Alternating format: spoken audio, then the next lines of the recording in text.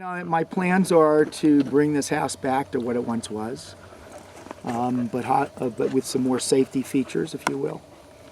The beauty of this property are the views and the animals that live on it, and I want to retain that. And by doing that, I'm going to bring in environmentalists. I'm going to bring in people who follow habitats of different animals to ensure that they're going to come back to a place where they once lived.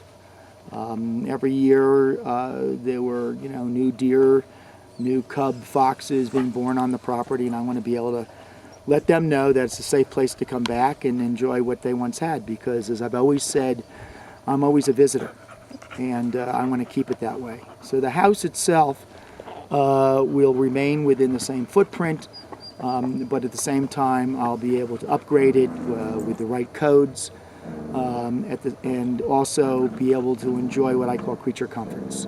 It was my sanctuary. It's a place that I would always come to detox and to de-stress, and I'm going to build it in that same environment and that same feeling. I want to be able to close my eyes and open them once again and walk into the same beautiful home that I once had before the fire took it. What's making sense to me now, if you look at the existing contours of the grade, we've got a lot of slope right back where that little burned out tree is. Originally we were talking about putting a hammerhead there so you could back out of that space into that hammerhead and go. There are a lot of peaceful places in the house and around the house. One, as I was showing you earlier, was a meditation pond that not only did I enjoy, but others would come up here, even when I wasn't here, to enjoy the serenity of the surroundings and the waterfall.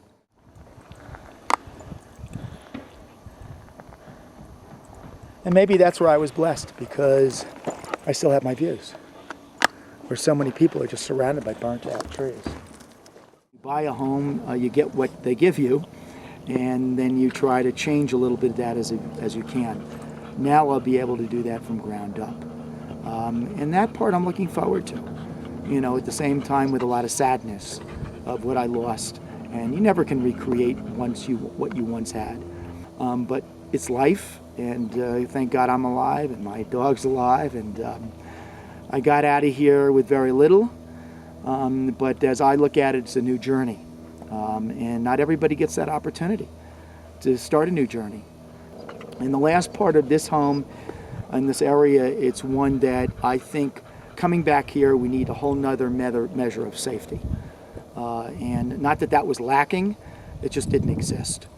And to move back here and being one of the first to rebuild, and I believe I am, that shows a sign of I want to come back, but at the same time, we need to live in a much better place in terms of safety is concerned, and that's the resource piece.